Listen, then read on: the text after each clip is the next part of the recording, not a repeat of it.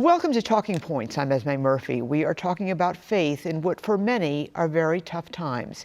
Evil in its purest form seems to surround us. There are so many recent examples here in Minnesota, two high-profile cases: the assassination of former House Speaker Melissa Hortman and her husband Mark, the near-fatal shooting of Senator John Hoffman and his wife Yvette, and the shooting at an Annunciation School Mass in Minneapolis that left 2 children dead and more than 20 wounded. For some of us, it's a time to turn to faith. For others, it's a time to question faith. Joining us to try and sort this out is Archbishop Bernard Hebda, the Archbishop of the Diocese of St. Paul in Minneapolis. Thank you so much for coming on. Thank you, Esme. It's a pleasure to be with you. I have to ask you, it is, for many people, including myself, it's a very dark time. It's very difficult to come to grips with what has happened in our community and also around the country in terms of the senseless violence. I agree with you on that, Esme. I know there are a lot of people that are really raising lots of questions. They're really concerned about the state of our society. And you're absolutely correct that for some people, it's something that draws them closer to Christ and to the church and to faith and those questions. And for others, it really is a time that's more disturbing for them. That darkness can lead us in either direction. I've been really inspired what I've seen over the last 4 weeks, and to speak with people who are really grappling with these issues and who are trying to do their very best to make sense out of a senseless shooting after what happened at Annunciation. But I'm amazed at the resilience. I'm amazed at the deep faith. I've been really blessed. There's a group that gets together every night at 9 o'clock at Annunciation for the Rosary, a typical Catholic prayer.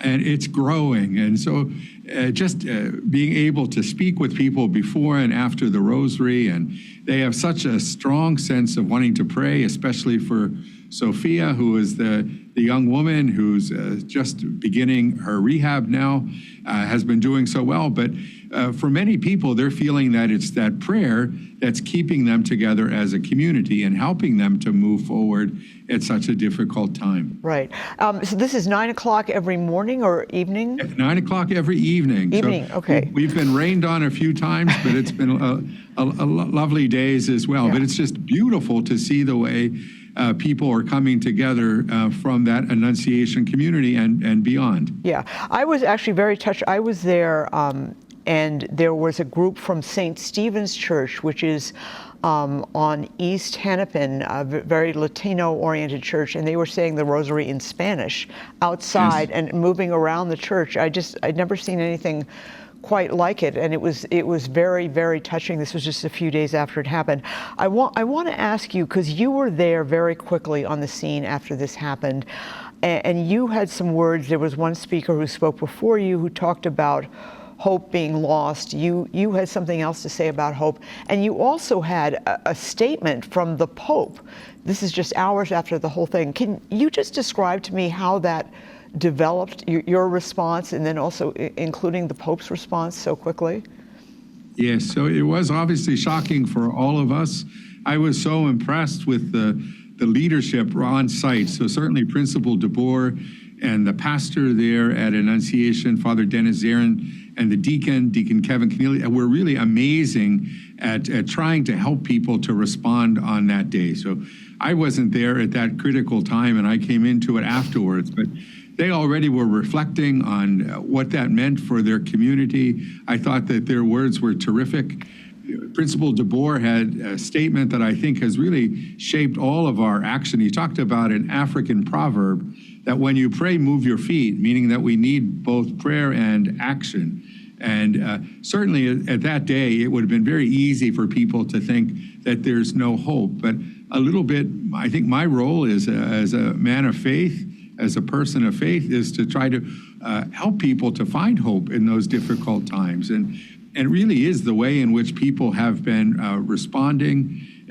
Difficult to see sometimes, but at the same time, it's true signs of hope. So whether it be already on that day, as I had a chance to speak with some of those who had been in the church at that day, the way in which they were able to talk about people really being heroic or being incredibly charitable, really concerned more about those who were injured or those who were scared and frightened than about themselves. In my mind, that's always a source of hope. So I think we have to keep looking for those statements. And then after, as I had the opportunity to visit some of those who had been impacted when they were still in the hospital, they were able to talk about how even in the worst of times that they found someone to hold their hand or to pray with them. And in my mind, that's really incredibly hopeful, even in the, as you said, in a very dark time.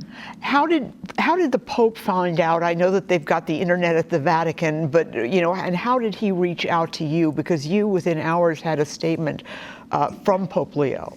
That was pretty amazing from my perspective, Esme. I worked at the Vatican for the long time. Vatican isn't known for being speedy. And yet it was the Vatican who reached out.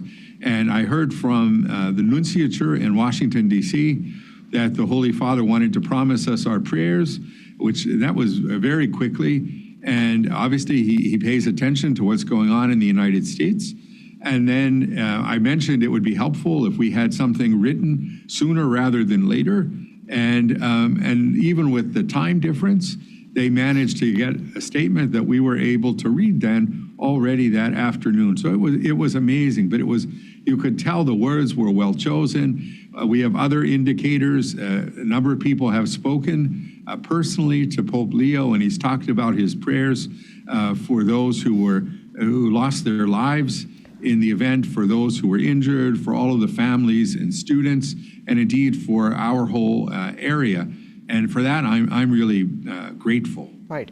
And then in the next few days, he spoke out in St. Peter's Square about using an extraordinary phrase, the pandemic of arms, that is hurting so many people. And that phrase has really been repeated so often.